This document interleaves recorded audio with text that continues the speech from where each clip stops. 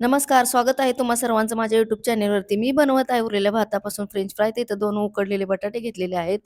उरलेला भात 2 वाटी, 1 वाटी तांदळाचं पीठ, 1 चमचा जिरे घातलेले आहे, चवीनुसार मीठ, 1 चमचा चिली फ्लेक्स, भरपूर अशी कोथिंबीर, 4-5 कढीपत्त्याची पाने घातली. चांगलं मळून घेतलं, वरून तेलाचा हात लावला आणि पुन्हा मळून छान असा गोळा तयार करून घेतला. तर याच्यातला एक गोळा मी तोडून घेतल्याने हाताने असा मस्त आता थापून घ्यायचे आहेत.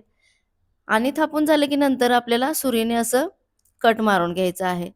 तर मी इथं आता असे फ्रेंच फ्राईज बनवलेले आहेत.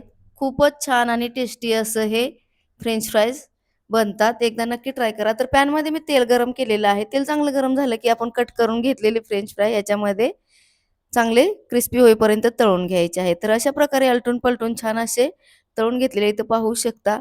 तुम्ही एकदा उरलेल्या भातापासून अशी रेसिपी मुलांना नक्की बनवून द्या. व्हिडिओ आवडल्यास लाईक, शेअर, सबस्क्राईब करा.